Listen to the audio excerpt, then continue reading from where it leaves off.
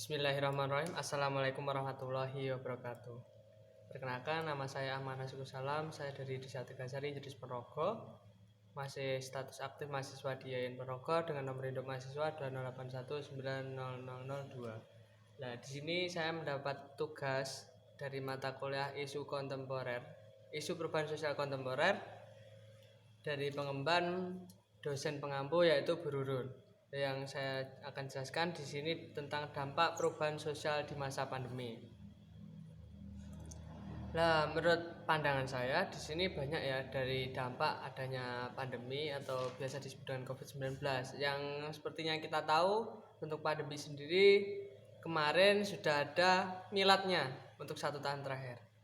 Nah, di sini kita akan membahas pandangan-pandangan atau dampak perubahan sosial dari pandemi sendiri terhadap perubahan sosial.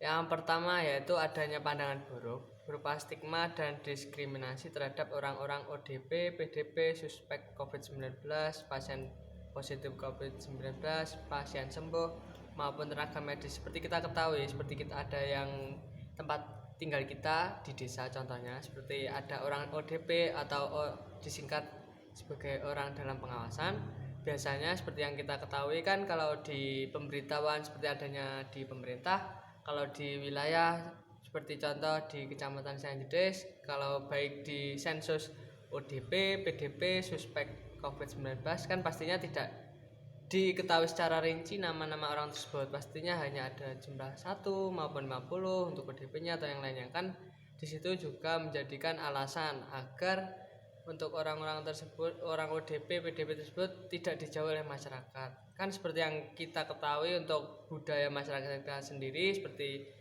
untuk masa ini apabila ada masyarakat tersebut ternyata adalah orang ODP atau PDP, pastinya dari masyarakat sendiri tidak mau ikut berbaur, pastinya menjauh guna mencegah.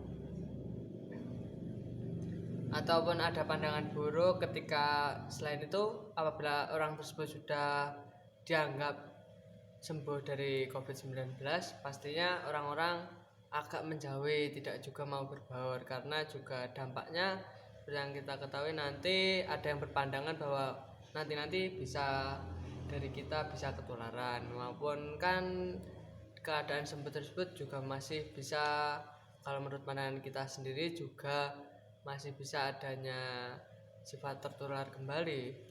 Terus yang kedua yaitu stigma ataupun pandangan akhirnya dapat muncul sikap diskriminatif, misalnya tidak menolong orang lain secara kontak fisik langsung dengan orang yang diduga terjangkit virus corona. Nah, seperti yang kita ketahui kalau adanya pemakaman seperti yang ada di desa saya, kan pernah itu ada orang yang terjangkit COVID. Orang tersebut pastinya kalau di saat pemakaman kan biasanya kalau dari Karang Taruna Pemuda itu kan ada usaha dalam membuat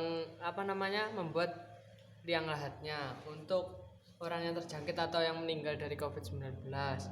Lah dari hal tersebut dari Karang Taruna sendiri mempunyai pandangan, oh nanti kalau dari kita yang menguburkan jangan-jangan kita juga bisa tertular. Lah dari hal tersebut pastinya dari kita memanggilkan dari pihak, biasanya kalau sekarang udah ada relawan untuk pemakaman. Nah dari situ jika nanti sudah waktunya untuk menguburkan mayatnya, kita akan panggilkan dari pihak relawan COVID-19 tersebut untuk bisa memakamkan, yang tentunya dengan protokol kesehatan dan dengan pemakaian seragam APD.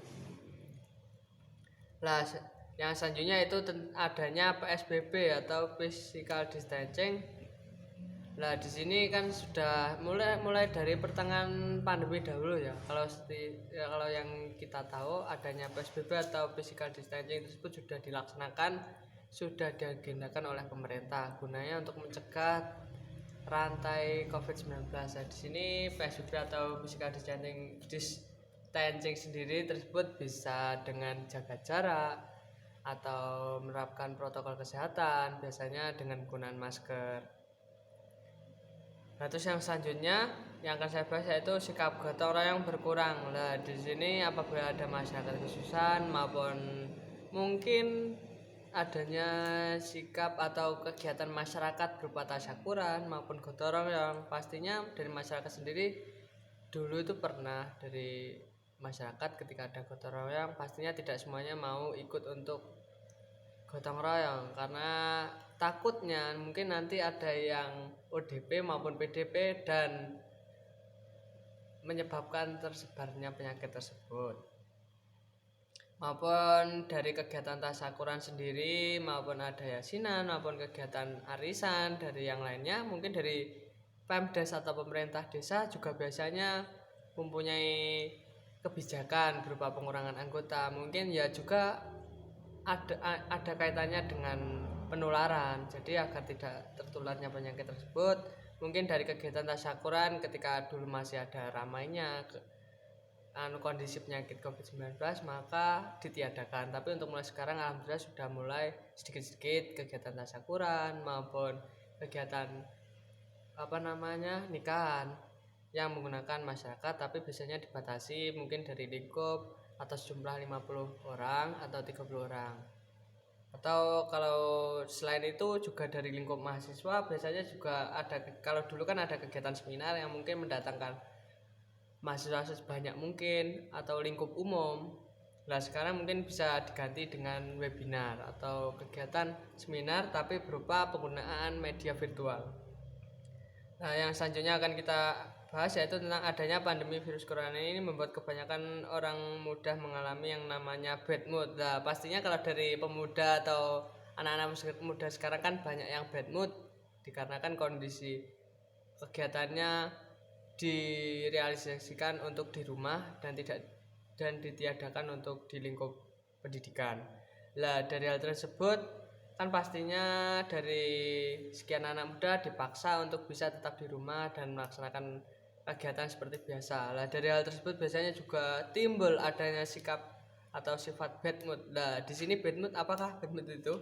Nah bad mood adalah perasaan yang sedang buruk atau kondisi emosional yang menyebabkan seorang bereaksi negatif terhadap hal yang ada sekitarnya maupun di lingkungan sosialnya. Nah, yang selanjutnya akan saya bahas yaitu tentang angka perekonomian menurun, progres penjualan mulai terganggu, alih fungsi dari offline banyak yang ke arah online.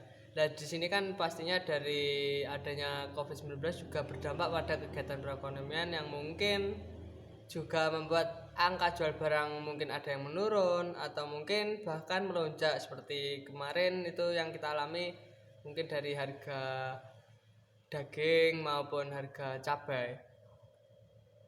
Terus yang selanjutnya itu juga dari alih fungsi offline banyak ke arah online, itu yang dimaksud adalah mungkin dari jual beli barang lah.